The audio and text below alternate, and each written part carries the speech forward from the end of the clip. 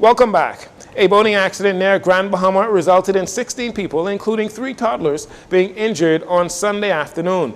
The Public Hospital Authority advised that Grand Bahama Health responded to the accident and identified 16 individuals as injured and being treated at the Rand Memorial Hospital.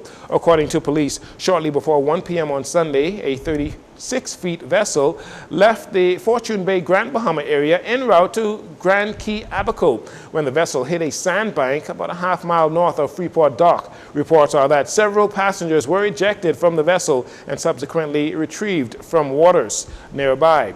The passengers, all Bahamians, were assisted by another vessel and returned to Grand Bahama. Police are questioning the boat captain, a 53-year-old male of Grand Key, Abaco, in connection with this incident. Police on Grand Bahama are investigating the circumstances surrounding an industrial accident at the Water and Sewage Corporation's desalination plant on Sweetings Key, Grand Bahama, on the weekend.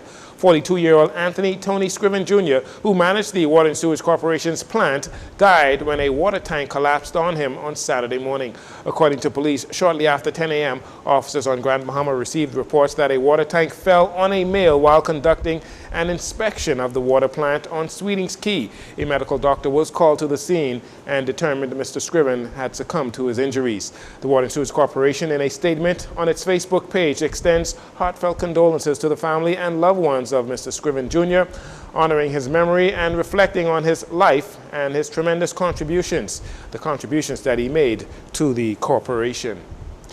Following the Bahamas Public Service Union elections last Thursday, BPSU presidential candidates John Pinder and Alexander Burrows vowed to challenge the results, which unofficially has incumbent President Kingsley Ferguson retaining his seat.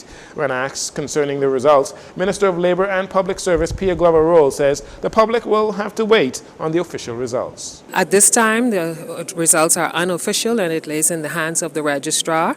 The registrar, to my understanding, has been fielding some complaints as a result of the election. I await an official report, and based on that report, the registrar will make a decision on how we move forward. But at this time, the results are unofficial. Unofficially, according to candidates Mr. Pinder and Mr. Burrows, Mr. Ferguson received a little over 500 votes. Mr. Burrows received over 400 votes, while Mr. Pinder was third with just over 300 votes. Former BPSU President Pinder alleges that people who showed up to vote did not have their names on the register, resulting in less than 50% of eligible voters participating. Meanwhile, Mr. Burrows cited a number of irregularities, such as Family Island memberships receiving ballots late, in some cases not receiving those ballots at all. Both Pinder and Burrows are pushing to ensure poll results are not certified. A much-needed financial injection was made into the economy of Eleuthera as the Bahamas Striping Group of Companies, BSGC, subcontracted workers for a general cleanup campaign on the island. Cleanup campaigns will see the cleanup campaign will see the Eleuthera dump sites and residents in all settlements have their bulk waste removed as part of the public-private partnership between the Caribbean Pavement Solutions, One Bahamas Striping Group of Companies. Residents who won contracts for the cleanup heard from Bahamas Striping CEO Dominic Stirrup, who underlined the importance of involving local companies in this project. But what is important, it took us a year to get to where we are. And yes, the government's moved slow. I can tell you the government moves slow. But what's important is that they're moving. What's important, this is now the second batch of contracts that's going to be executed today. And all goes well, the first week of November, like I said, the big contracts will be executed. They'll be mobilized in December. They start work in January. Now, these are local companies. That means people who live here, who work here. Their staff should be local. That means of all the millions of dollars they're going to be making, that means millions of dollars to stay in Eleuthera, to benefit the community. Minister of Works and Family Island Affairs Clay Sweeting, who is the Member of Parliament for Central and South Eleuthera, commending Bahamas Striping Group of Companies for consistently thinking of Bahamian companies. As a Member of Parliament, you often hear endless requests for a job. And while it is good to be able to provide employment, empowering people to be owners and employers of our beautiful Bahama land is even more important. All I know is that they told me that this young company was going to Gregory Town to paint and refurbished the court there in Gregorytown. So I showed up, and I happened to see the photo the other day. I was in these baggy jeans, much younger, but how time has changed, and now we have a company like Bomber Striping, and now a Minister of Works.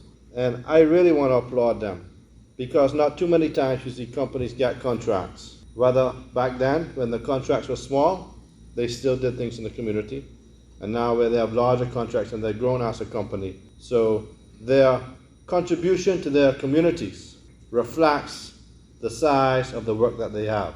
And I want to congratulate them for that. Representatives from contracted companies expressed their appreciation and optimism about opportunities to help clean their environment and at the same time make a few dollars. Over 20 companies owned by residents on Eleuthera will take part in that cleanup campaign. And finally, a bright young mind with a great future ahead of him died suddenly on Saturday morning.